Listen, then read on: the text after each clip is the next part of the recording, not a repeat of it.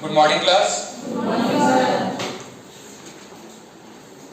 Last class में कहां तक कंप्लीट हो गया था?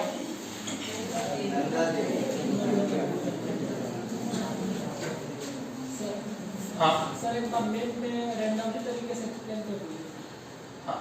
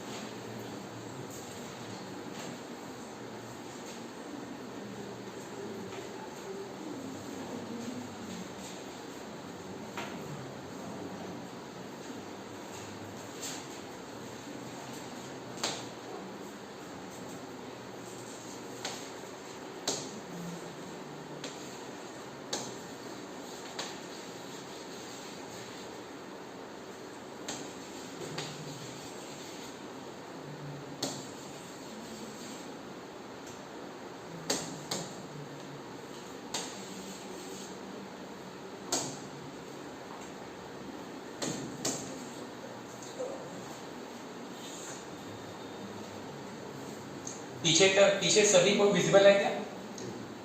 मैप में जो जो लोकेशन या माउंटेन रेंज आपको प्रॉपरली विजिबल है?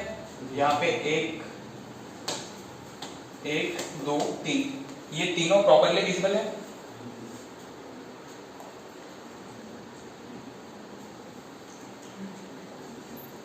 ये वाला फैन ऑन होगा?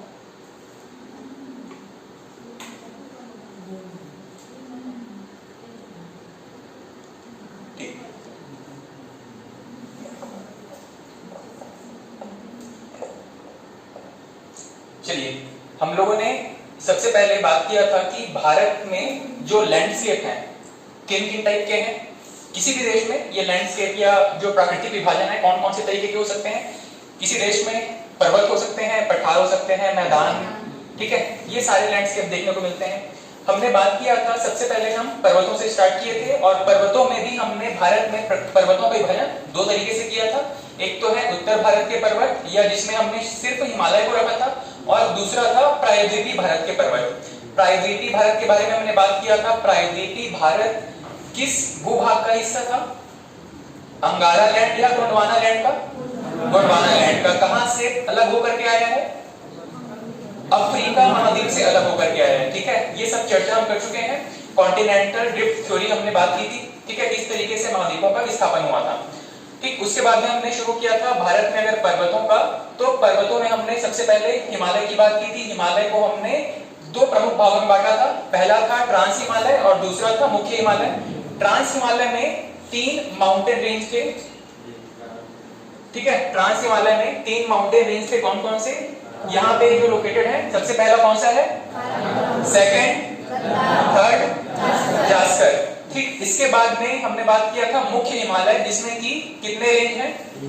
3 यहाँ पे माउंटेन रेंज है। सबसे पहला कौन सा है?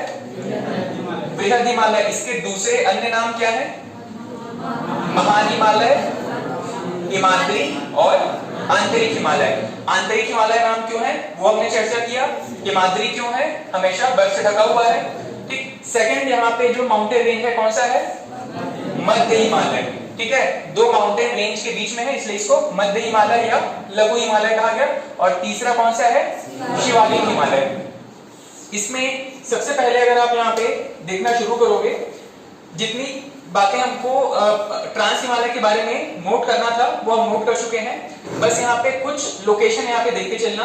सबसे पहले था यहाँ पे काराकोरम, दूसरा था लद्दाख, तीसरा है जास्कर। इन सभी की भौगोलिक अवस्थिति कहाँ पे है? लद्दाख में है, जम्मू कश्मीर में।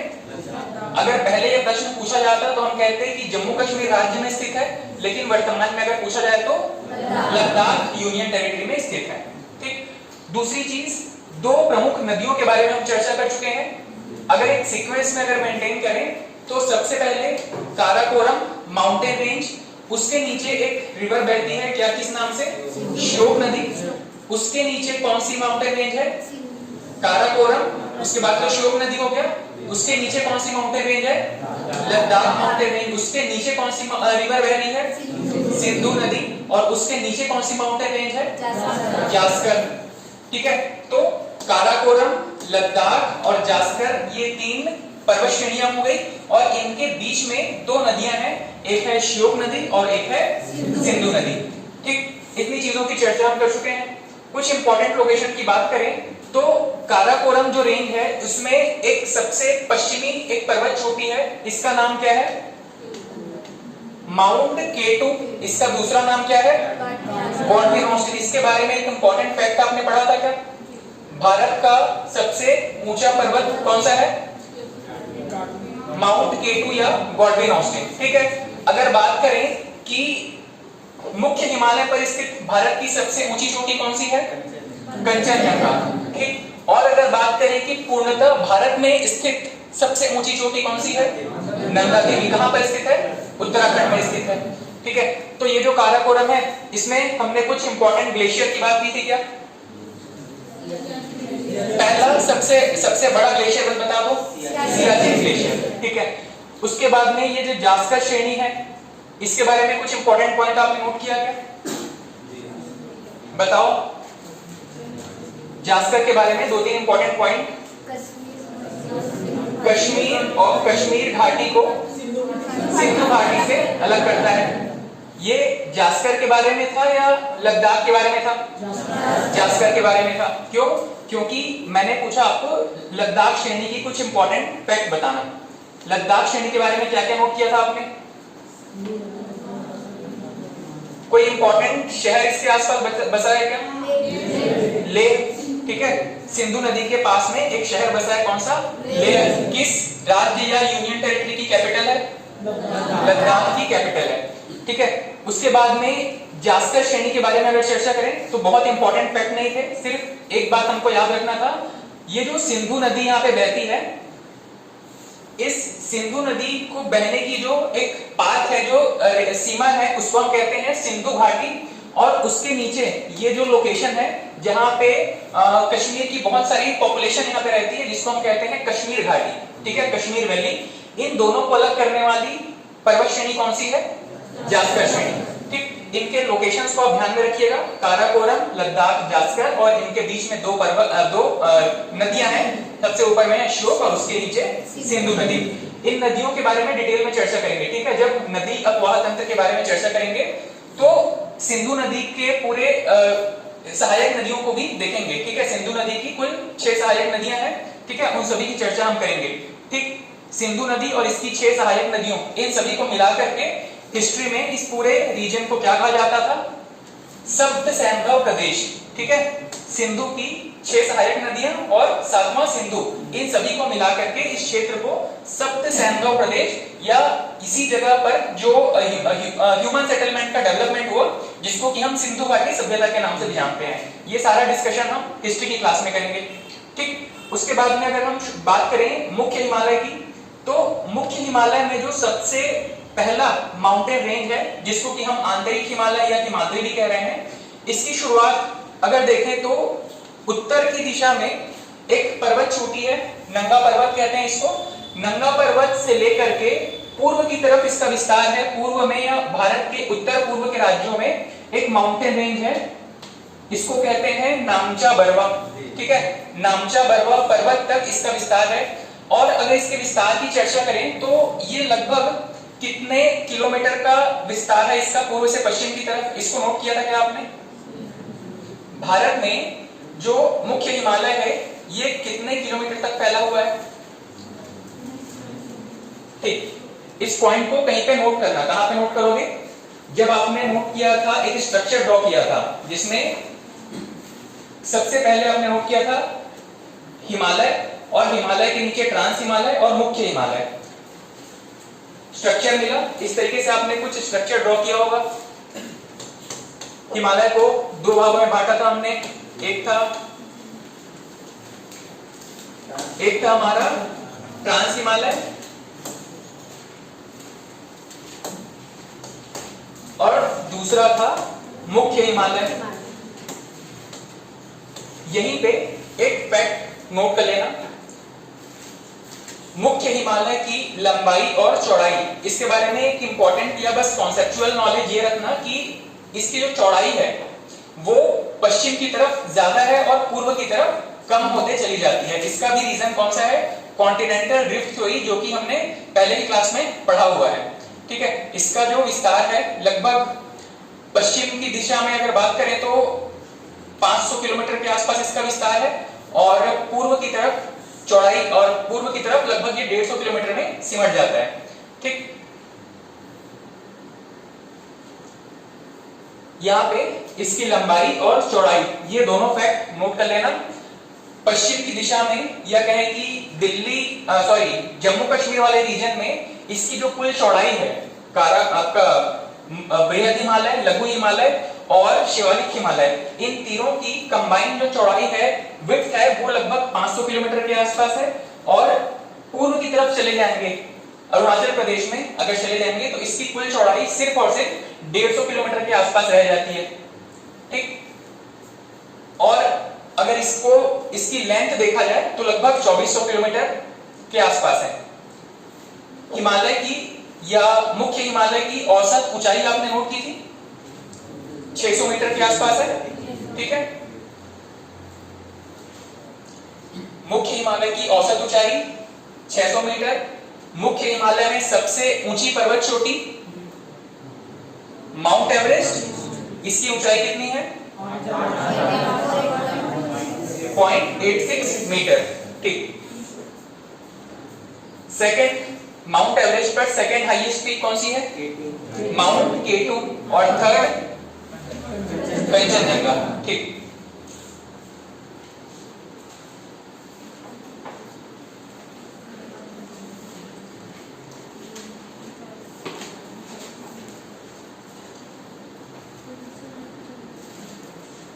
अभी आपने जो पॉइंट नोट किया जिसमें आपने ये कहा कि भारत में जो हिमालय है इसकी चौड़ाई पश्चिम की तरफ ज्यादा है, पूर्व की तरफ कम है। ठीक है, इसका रीजन क्या है? देखो, कॉन्टिनेंटल ड्रिफ्ट थ्योरी में हमने एक चीज पढ़ा कि भारत का जो प्रायद्वीपीय हिस्सा है वो अफ्रीका से टूट करके बहता हुआ आया और यूरेशियन प्लेट से टकरा गया। ठीक, यहाँ पे सबसे पहले ये वाली पोजीशन पे ये लॉक हो गया। ठीक, इस पोजीशन पे जब लॉक हो गया, लेकिन ये क्या हुआ कि क्लॉकवाइज एंटी क्लॉकवाइज ये मूव करता रहा, और इसका ये जो ईस्टर्न पार्ट है, भारत का जो पूर्वोत्तर वाला क्षेत्र है, ये अभी भी मूवमेंट की पोजीशन पे था। ये वाला जो एरिया था ये बहुत ज्यादा प्रेशर के साथ आगे बढ़ रहा था, क्योंकि ये वाला एरिया तो लॉक हो चुका था, लेकिन इसका मोमेंटम अभी भी बना हुआ था, इसीलिए इसने बहुत ज्यादा प्रेशर दिया और इसकी जो विड्थ है यहाँ पे कम होती चली गई। जबकि यहाँ पे क्योंकि पहले से लॉक हो चुका था, इसीलिए उसकी विड्थ जो है, चौड़ाई जो है ज्यादा रह गई है। ठीक है, यहाँ पर चौड़ाई कितनी है? 500 किलोमीटर के आसपास। इन तीनों श्रेणियों की को कंबाइंड जो चौड़ाई है यहाँ पर 500 किलोमीटर के आसपास है, जबकि यहाँ पर आते आते 150 किलोमीटर रह जाती है।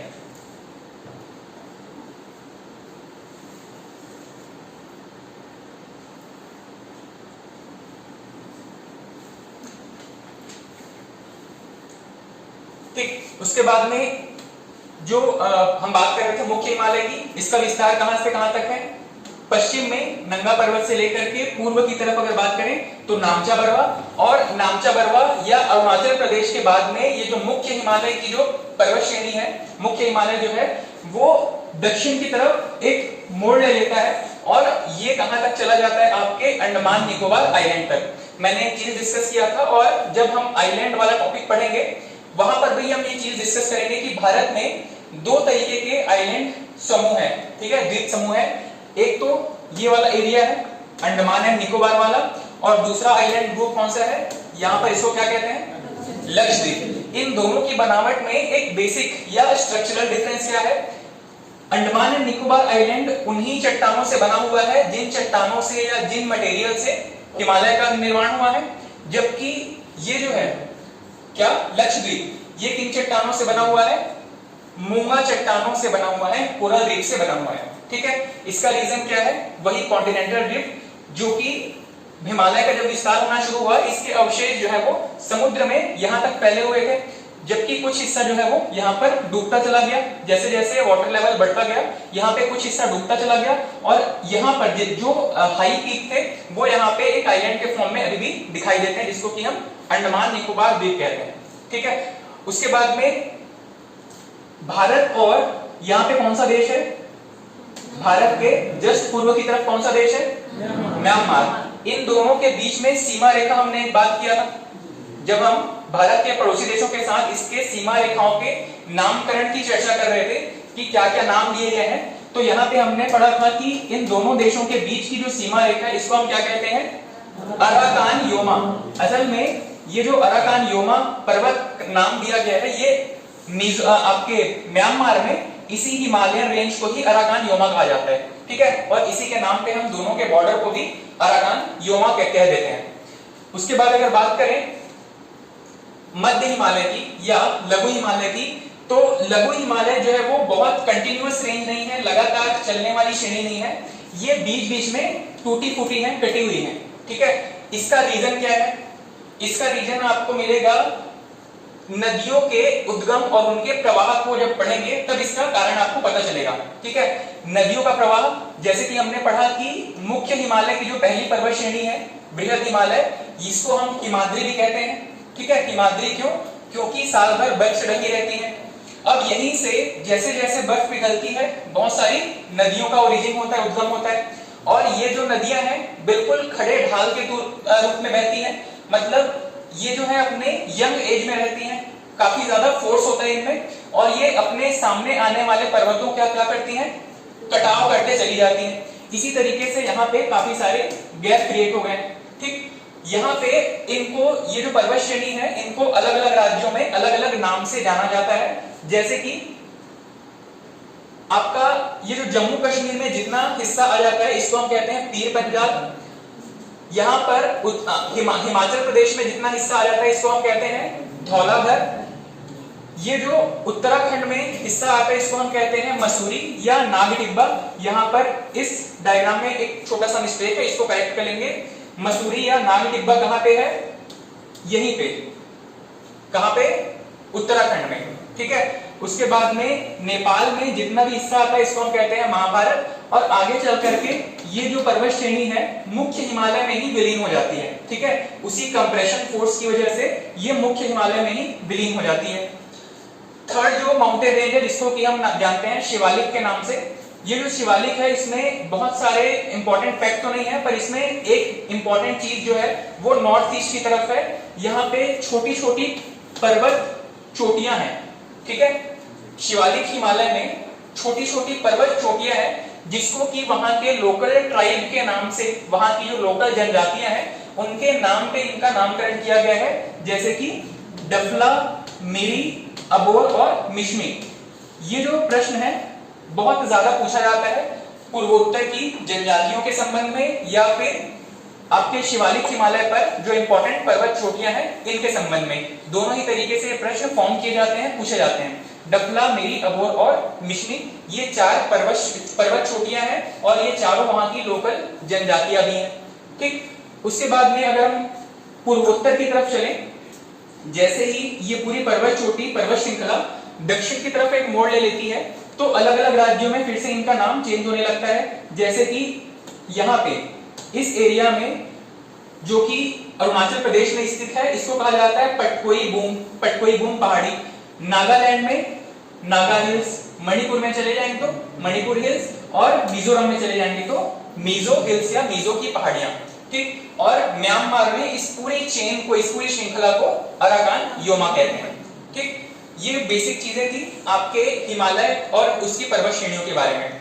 चलिए नोट करना शुरू करेंगे। सबसे पहले हमने बात किया था हिमालय में, मुख्य हिमालय के बारे में। मुख्य हिमालय के अंदर बृहद हिमालय, और बृहद हिमालय के अंदर कुछ महत्वपूर्ण पर्वत चोटियों के बारे में हम चर्चा कर रहे थे। नंदा देवी तक हम नोट कर चुके थे। नेक्स्ट है कामेत चोटी। कामेत चोटी ये जास्कर श्रेणी पर है, हालांकि इसको हमें जास्कर भी नोट करना था। यहां पर इसको नोट कर लेंगे। कामेत चोटी उत्तराखंड में जास्कर श्रेणी पर है और उत्तराखंड की दूसरी महत्वपूर्ण चोटी है। पहली कौन सी है उत्तराखंड में? नंदा देवी।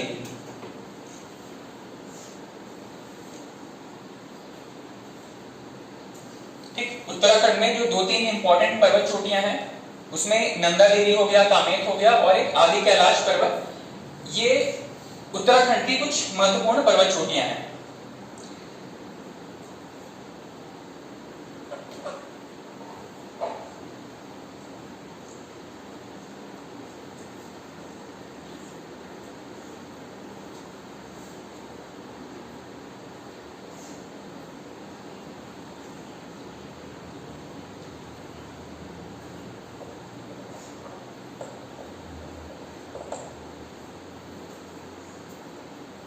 आप में से कोई ऐसे भी हैं क्या जो नेक्स्ट ईयर यूपीएससी देने वाले हैं?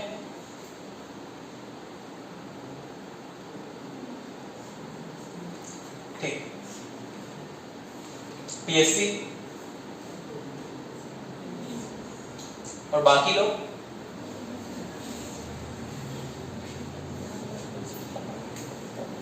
जो एग्जाम आ जाए सब देख लेंगे।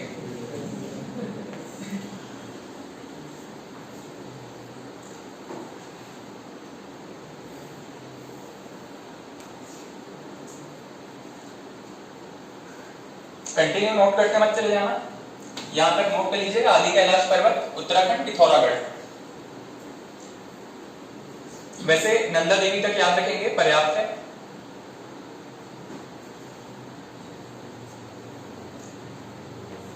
ठीक, बृहद हिमालय में ये महत्वपूर्ण चीजें थी।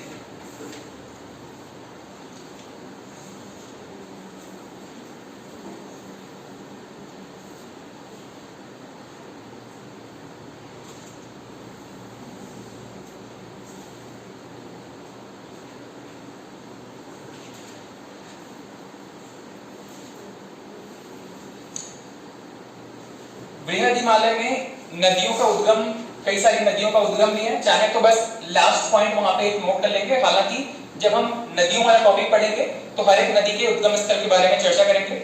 चाहे तो वहीं पे सब, जब आपने बृहद हिमालय कंप्लीट किया है, कामेत चोटी और आदि कैलाश के बाद में एक नोट करके पॉइंट, लास्ट पॉइंट यहाँ पे नोट कर लेंगे।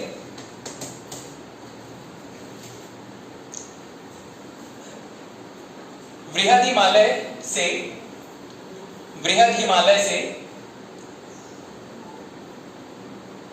गंगा यमुना और बृहद हिमालय से गंगा यमुना और इनकी कई सहायक नदियों का उद्गम होता है। बृहद हिमालय से गंगा यमुना और इनकी कई सहायक नदियों का उद्गम होता है। ठीक है, बस यहां पे हमारा बृहद हिमालय टॉपिक कंप्लीट हो जाएगा। नेक्स्ट हेडिंग डाल दीजिएगा मध्य हिमालय या लघु हिमालय। मध्य हिमालय या लघु हिमालय।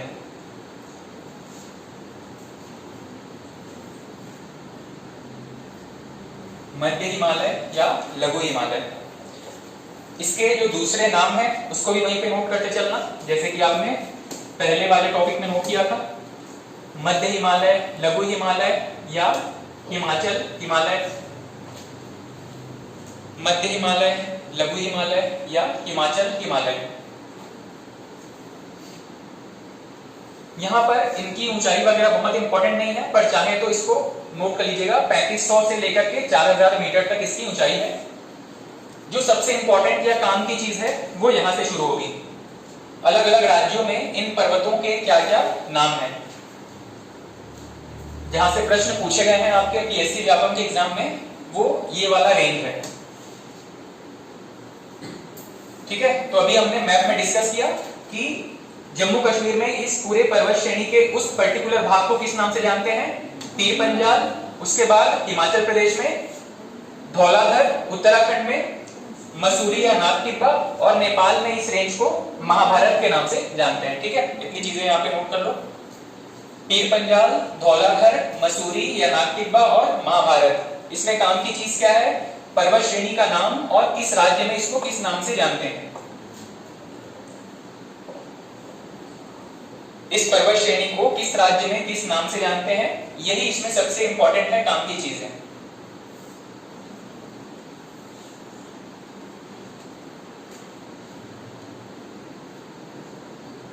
इसके अलावा पासेस या दर्रों के बारे में हम एक प्रॉपर टॉपिक पढ़ेंगे, उसमें हम सभी हिमालय के जितने भी रेंज है वहां पे कौन कौन से प्रमुख दर्रे हैं इसकी चर्चा करेंगे।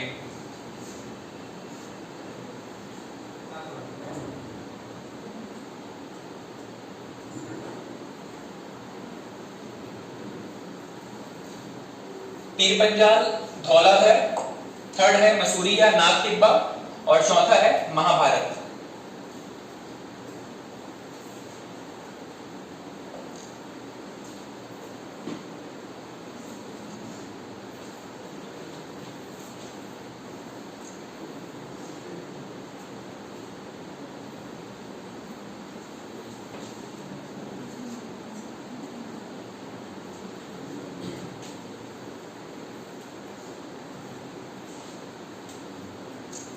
पुरानी क्लासेस में पढ़ी हुई चीजें याद है?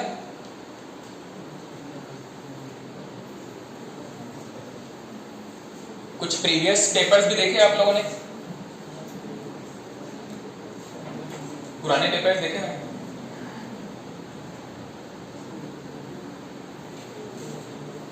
देख रहे हो? अक्षांश देशांतर रेखाओं को लेकर के कोई ऐसा प्रश्न मिला जिसमें डाउट की सिचुएशन हो?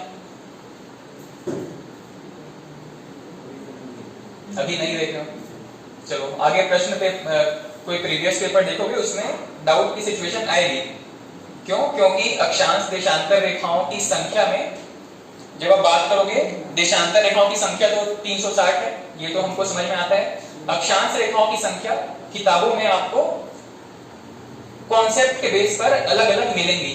ठीक है, इसको नोट कर लो, फिर मुझे अचानक ध्यान आ गया, मैं उसकी चर्चा कर लेता हूं।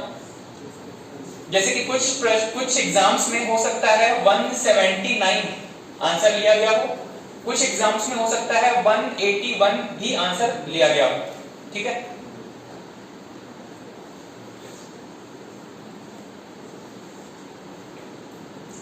इतनी चीज नोट कर चुके क्या? लघु हिमालय के जो हिस्से हैं जिसमें कि पीर पंजाल, धौलाधर, मसूरी या नाग टिब्बा और महाभारत है, यहीं पर इस चीज को भी नोट कर लीजिएगा। लघु हिमालय में जो घास के मैदान हैं, अलग अलग राज्यों में इसको अलग अलग नामों से जानते हैं। जैसे कि जम्मू कश्मीर में इसको मर्ग कहा जाता है और उत्तराखंड में बुग्याल या पयाल के नाम से जानते हैं। जम्मू कश्मीर में मर्ग, काफी सारे मर्ग के नाम से आपको जगह मिलेंगे, गुलमर्ग, सोनमर्ग, इस तरीके से।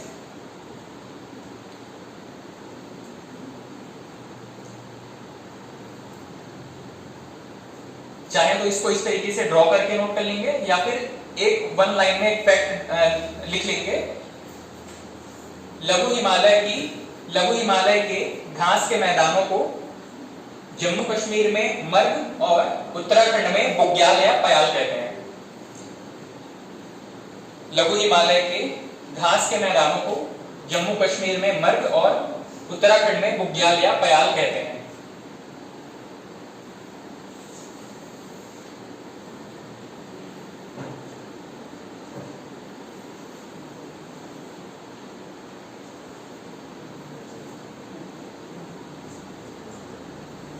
हो गया यहां तक? बस इसमें एक लास्ट पॉइंट नोट करके ऐड कर लेना, मध्य हिमालय में एक लास्ट पॉइंट ऐड कर लेना।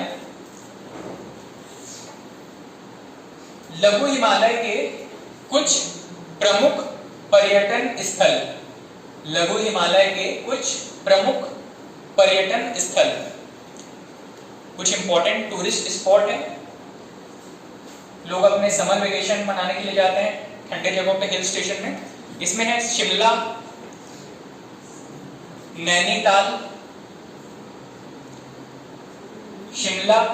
नैनीताल, मसूरी,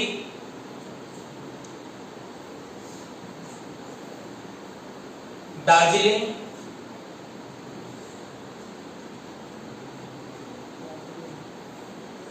रानीखेत इत्यादि। रानीखेत इत्यादि।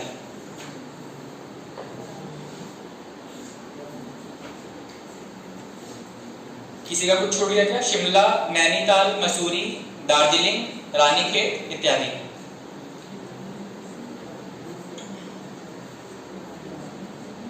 ठीक, यहां पे लगभग आपका मध्य हिमालय या लघु हिमालय वाला टॉपिक कंप्लीट हो जाएगा।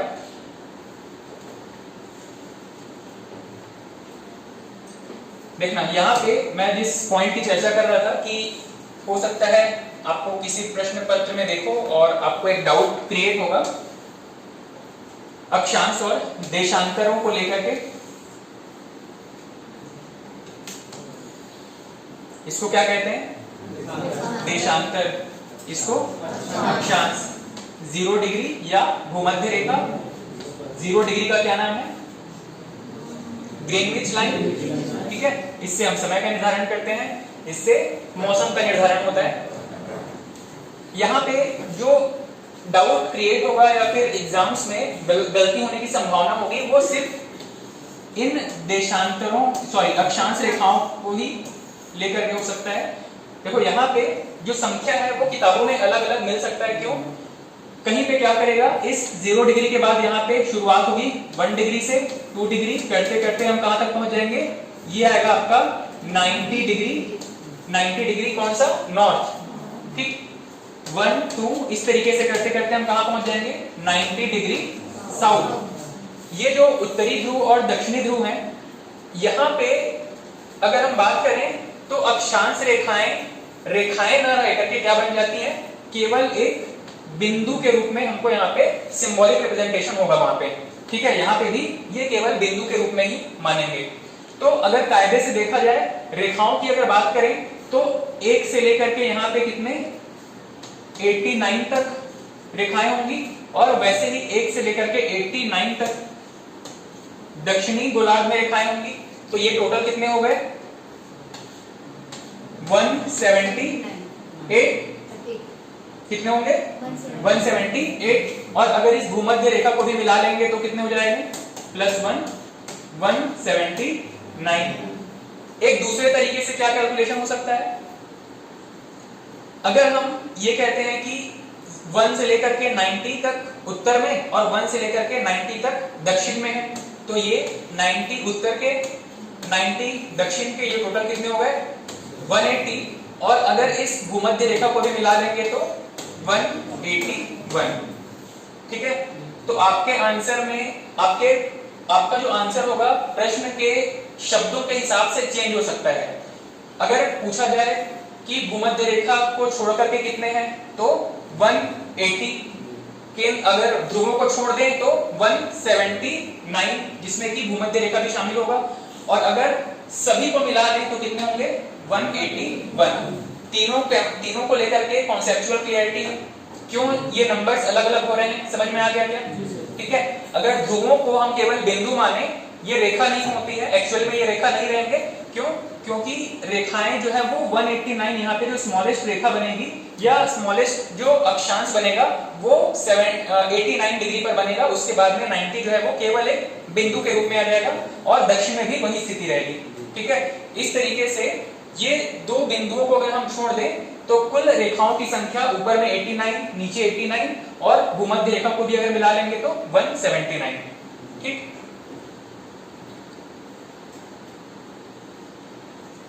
चलिए नेक्स्ट हेडिंग डाल दीजिएगा, शिवालिक हिमालय। स्ट्रक्चर मेंटेन कर पा रहे हैं, टॉपिक्स, हेडिंग, सब हेडिंग। सबसे पहले हमने शुरू किया था मुख्य हिमालय। मुख्य हिमालय में कुछ महत्वपूर्ण पर्वत चोटियों के बारे में नोट किया आपने।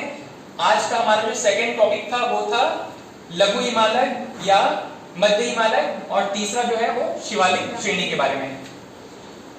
शिवालिक श्रेणी के बारे में जैसे हमने मैप में चर्चा किया था, सबसे आउटर मोस्ट रेंज है, इसीलिए इसको आउटर या बाह्य हिमालय भी कहते हैं। हिमालय की श्रेणी में अगर बात करें तो नॉर्थ की तरफ से देखेंगे तो ये सबसे दक्षिणी पर्वत है। इसकी हाइट सिर्फ आपको याद रखना है मुख्य हिमालय में आपके बृहद हिमालय का, चाहे तो यहां पे भी एक फैक्ट है, नोट कर सकते हो।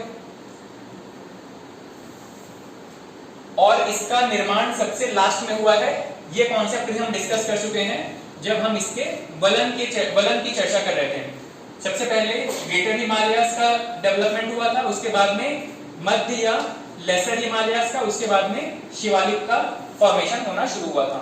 ठीक है, जैसे जैसे कंप्रेस होता गया ये आपका 33C, वैसे वैसे ये पहला फोल्ड था, ये सेकंड फोल्ड था और ये थर्ड फोल्ड या तीसरा वलन यहाँ पे निर्मित हुआ था। यहाँ पे कोई भी ऐसी चीज नहीं है जिसके बारे में हमने चर्चा नहीं किया है।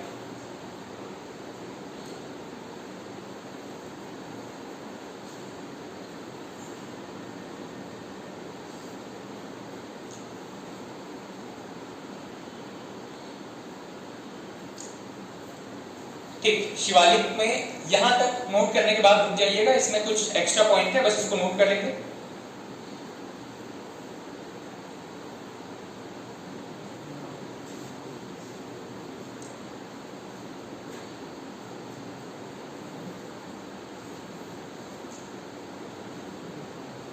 शिवालिक हिमालय को बाह्य हिमालय क्यों कहा जा रहा है, इसका भी रीजन हम डिस्कस कर चुके हैं। सबसे दक्षिणी पर्वत है, इसलिए दक्षिणी श्रेणी कहा जा रहा है। हाइट आप चाहो तो स्किप कर सकते हो, चाहो तो एक पॉइंट है नोट कर लेना।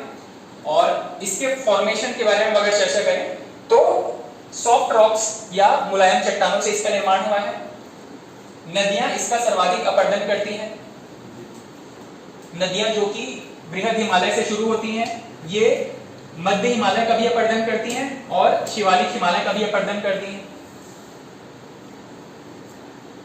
और इसका जो इफेक्ट है, इसका जो प्रभाव है, इस अपरदन का जो प्रभाव है वो हम प्लेन्स या मैदानों के निर्माण के तौर पे देखते हैं। ठीक है, यहां से जो भी अपरदन किया जाएगा वो सारा सेडिमेंट लाके कहीं पे तो छोड़ेंगे उसको, और वहां पे प्लेन्स या आपके समतल भूमि का निर्माण होगा। ठीक है, और इसी समतल पर या मैदानों पर बसे हुए कुछ प्रमुख राज्य हैं। कौन कौन से? अगर पश्चिम से शुरू करें तो यूपी, बिहार और आपका जो वेस्ट बंगाल का कुछ हिस्सा है, ये पूरा कहां पर निर्मित है, कहां पर स्थित है? ये शिवालिक की तलहटी पर या शिवालिक के मैदानी रेंज पर, शिवालिक के मैदानी स्थानों पर। ठीक, इतनी चीज नोट कर चुके।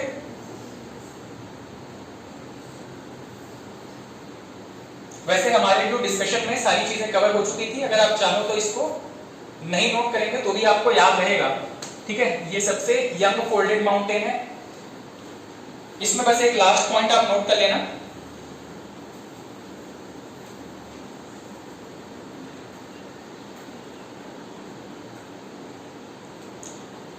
शिवालिक और लघु हिमालय को, लास्ट पॉइंट है इसमें बस नोट करिएगा, शिवालिक और लघु हिमालय को अलग करने वाली घाटियों को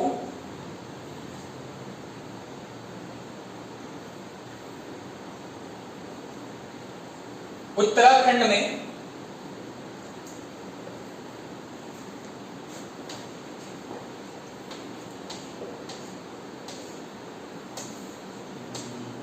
दून या द्वार कहते हैं। लघु हिमालय को शिवालिक से पृथक करने वाली, अलग करने वाली घाटियों को उत्तराखंड में दून या द्वार कहते हैं। एग्जाम्पल देहरादून और हरिद्वार।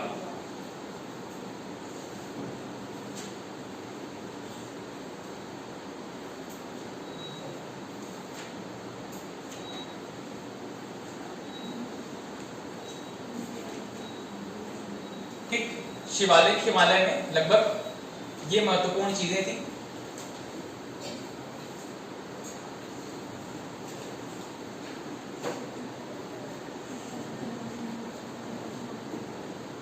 ये सब कुछ आपको नोट करने की जरूरत नहीं है। अच्छा, हिमालय में हमारा जो टॉपिक था, वापस से उस स्ट्रक्चर को मेंटेन कर लेना। उसमें एक लास्ट पॉइंट नोट करके, जो कि बहुत इंपॉर्टेंट है, एग्जाम में पूछा गया है, बस इसको नोट करेंगे। एक तरफ हमने बात किया था ट्रांस हिमालय का, एक तरफ मुख्य हिमालय। ट्रांस हिमालय में काराकोरम, लद्दाख, जास्कर। मुख्य हिमालय में बृहद हिमालय या ग्रेटर हिमालय, लघु हिमालय या लेसर हिमालय, और लास्ट था आपका शिवालिक। ये जो पूरे पर्वत श्रेणियां हैं, खास करके ये जो ग्रेटर, लेसर और शिवालिक हैं, बृहद, लघु और शिवालिक हिमालय हैं, इनके निर्माण के समय के बारे में पूछा जाता है कि ये किस क्रम की चट्टानों से निर्मित है। ठीक है, आपका जब शिवालिक कंप्लीट हो गया है, उसके बाद इन सभी के लिए एक कॉमन नोट लिखिएगा, या चाहे तो मुख्य हिमालय के पास में इसको लिख लीजिएगा। मुख्य हिमालय से लगा हुआ एक पॉइंट नोट कीजिएगा। मुख्य हिमालय का निर्माण किस क्रम की चट्टानों से हुआ है। वैसे हम चट्टानों वाला टॉपिक एक पढ़ेंगे, पर वहां पे तो ये टॉपिक हम डिस्कस करेंगे, पर यहाँ पे ये पॉइंट मिस या स्किप ना हो जाए, इसीलिए बस इसको एक पॉइंट के तौर पे नोट कर लेना। हिमालय या मुख्य हिमालय का निर्माण टर्शियरी या तृतीयक क्रम की चट्टानों से हुआ है।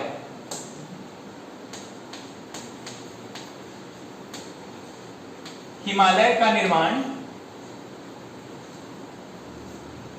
टर्शियरी या तृतीयक क्रम की चट्टानों से हुआ है।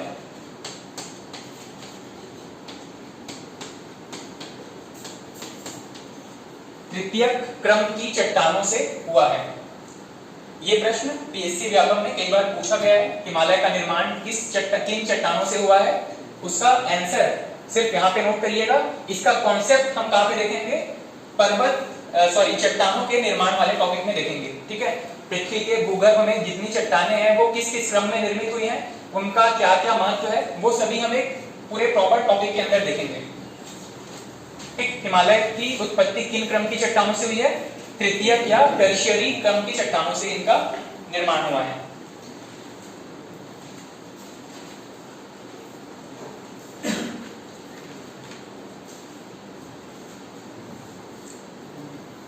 अच्छा, यहां तक हमने हिमालय से संबंधित बातों को डिस्कस कर लिया।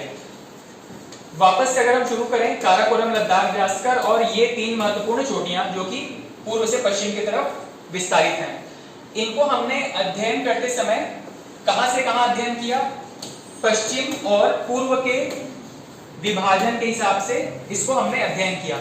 लेकिन इसके अध्ययन का एक और तरीका है, वहां पे सिर्फ आपको ये ध्यान रखना है कि उत्तर से दक्षिण की तरफ भी इसको एक विभाजन का क्रम है। ठीक है, इनको अलग अलग राज्यों में अलग अलग नाम से जाना जाता है, उत्तर से दक्षिण की तरफ अगर विभाजित करें तो। ठीक है, बस इस पॉइंट को यहाँ पे नोट करेंगे, वहां पे विभाजन के बाद किस किस नाम से जानते हैं, यही चीज इंपॉर्टेंट है। जैसे कि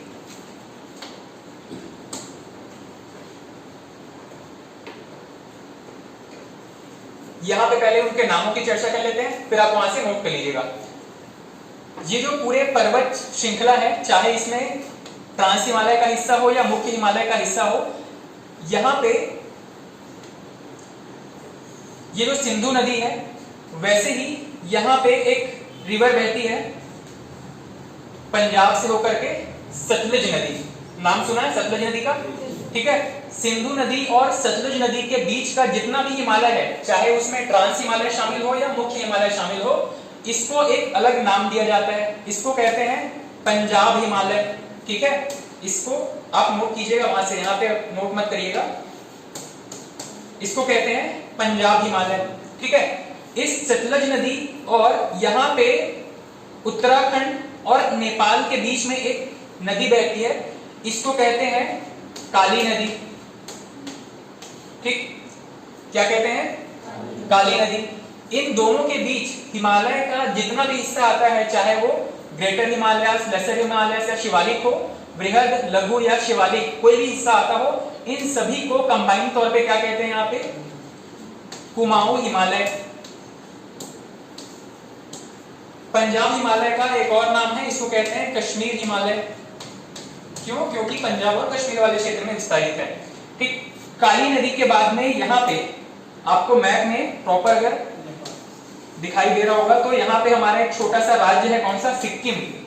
ठीक है, सिक्किम से एक नदी का उद्गम होता है, कौन सा? तीस्ता नदी, तीस्ता रिवर। इन दोनों के बीच में जो हिमालय का हिस्सा है इसको क्या कहते हैं? नेपाल हिमालय। ठीक, और इस तीस्ता नदी से लेकर के यहाँ पे ब्रह्मपुत्र नदी यहाँ से भारत में एंटर करती है और आगे चल करके बंगाल में चली जाती है, बांग्लादेश में चली जाती है। इन दोनों के बीच जो भी हिस्सा है इसको किस नाम से जानते हैं? असम हिमालय कहते हैं। ठीक है, क्यों? क्योंकि ये पूरा असम वाले क्षेत्र के अंतर्गत आता है। बस इतनी सी चीज है, यहाँ पे नदियों के हिसाब से इसका विभाजन किया गया है और इसी चीज को आप यहाँ पे नोट कर लेंगे। नदियों के आधार पर हिमालय का विभाजन। इस पूरे टॉपिक में सिर्फ नदियों का नाम और उनके बीच का जो क्षेत्र है जिसको किस नाम से जानते हैं, सिर्फ इतनी सी बात यहाँ पे इंपॉर्टेंट है। नदियों के आधार पर हिमालय का विभाजन। नदियों के आधार पर हिमालय का विभाजन, और इसको आप चाहो तो स्टेटमेंट के फॉर्म में न लिख करके बस इतना नोट करना, सिंधु सतलज के बीच में कश्मीर या पंजाब हिमालय, काली और सतलज के बीच में कुमाऊं, तीस्ता और काली के बीच नेपाल हिमालय और ब्रह्मपुत्र तीस्ता के बीच असम हिमालय। ठीक, जितना शॉर्ट फॉर्म में हो सके नोट करिएगा। कश्मीर या पंजाब हिमालय, उसके बाद में कुमाऊं, फिर नेपाल और लास्ट में असम हिमालय।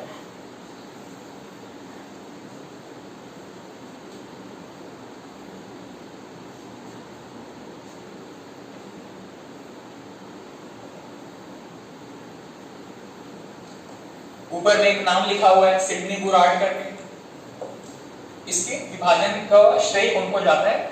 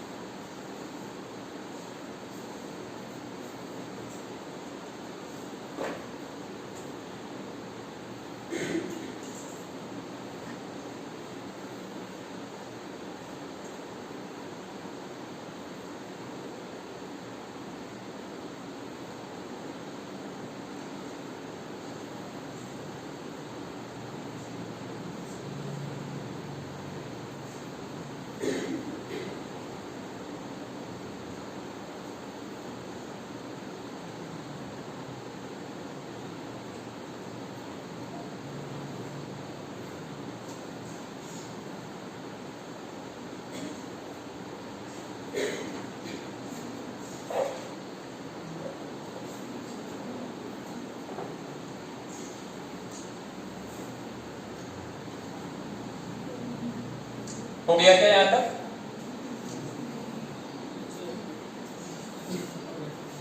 हो गया। कश्मीर और पंजाब हिमालय, कुमाऊं, नेपाल और असम हिमालय।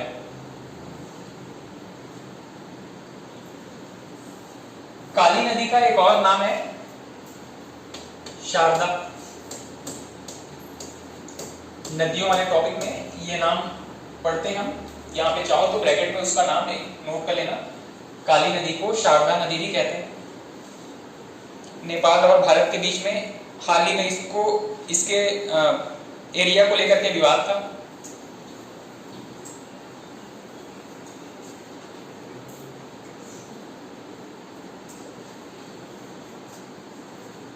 काली नदी को आप हिस्ट्री में काला पानी की सजा जो मिलती थी उससे रिलेट मत करना ना। काला पानी जो सजा है वो अलग है। काला पानी की सजा के लिए कहाँ पे भेजते थे? अंडमान निकोबार में भेजते थे। सेल्युलर जेल वहां पे होती थी।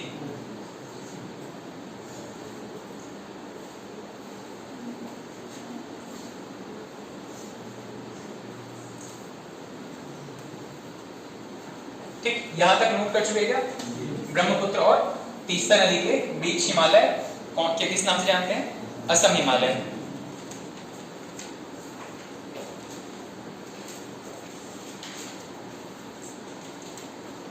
नेक्स्ट हेडिंग डाल दीजिएगा पूर्वोत्तर में हिमालय,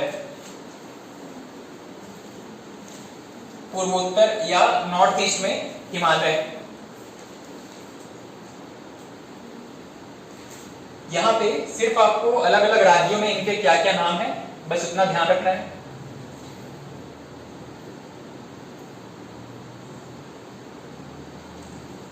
पूर्वोत्तर में हिमालय, ये मैप ड्रॉ नहीं करेंगे तो भी मैं आपको वो मैप जो है, वो जो हैंड ड्रॉन मैप है वो शेयर करूंगा। यहाँ पे सिर्फ हेडिंग डाल दीजिएगा पूर्वोत्तर में हिमालय, और उसमें सबसे पहले अरुणाचल प्रदेश में किस नाम से जानते हैं हिमालय को?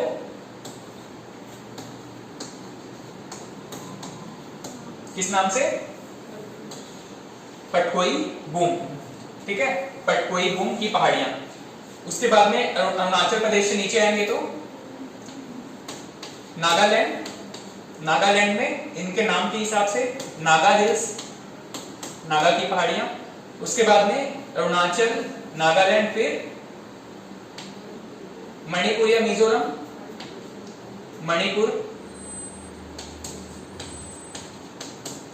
मणिपुर यहां पे इसको किस नाम से जानेंगे? मणिपुर हिल्स के नाम से। उसके बाद में मिजो, मिजो हिल्स कहते हैं।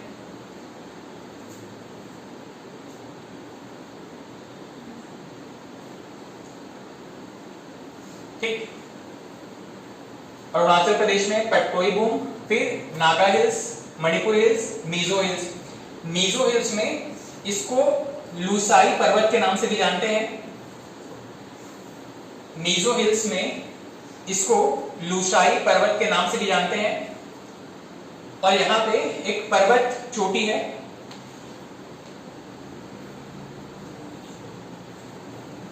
इसका नाम अगर आपको प्रॉपरली विजिबल नहीं है,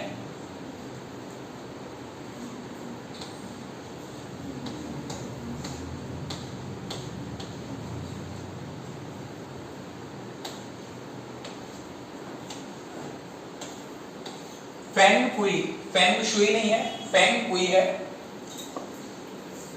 मिजोरम में जो हिमालय का जितना हिस्सा आता है उसको दो तीन नाम से जानते हैं। एक तो Mizo hills, Lushai hills. Lushai hills में एक महत्वपूर्ण चोटी है फेंगपुई के नाम से, जिसको कि ब्लू माउंटेन भी कहते हैं। ठीक,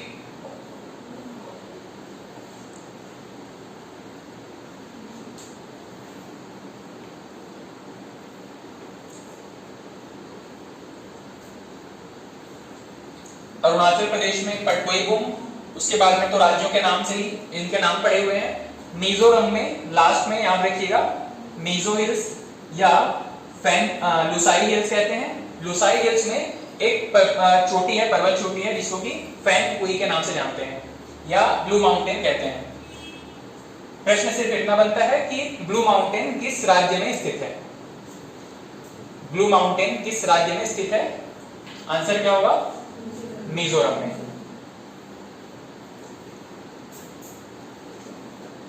इसके अलावा डफला, मेरी, अबोर, मिश्मी, इसके बारे में हम जनजातियों के तौर पे भी इसको चर्चा करेंगे। चाहे तो आप यहाँ पे इसको अरुणाचल प्रदेश में नोट कर लेना। पटकोई बूम में जो पर्वत चोटियां हैं इनको कहा जाता है डफला, मेरी, अबोर और मिश्मी, वहां के लोकल जनजातियों के नाम पर। डफला, मेरी, अबोर और मिश्मी। डफला, मेरी, अबोर, भ नहीं है ना, अबोर है।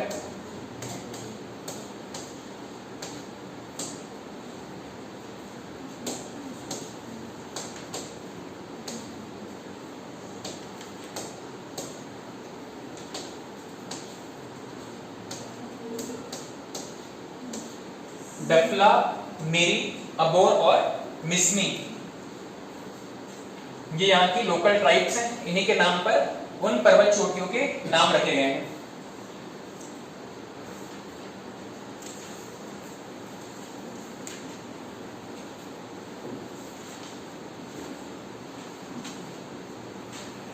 ठीक, यहां तक हो चुका।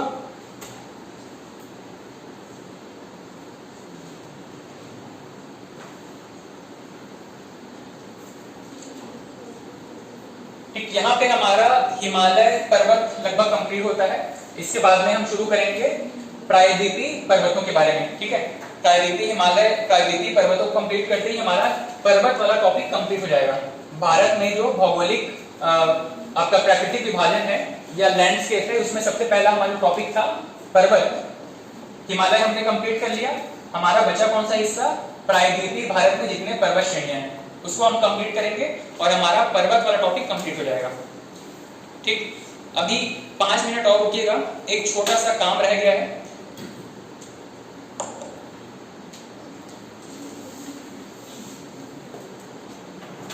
चलिए बाकी चीजें हम नेक्स्ट क्लास में करेंगे, पर अभी 2 मिनट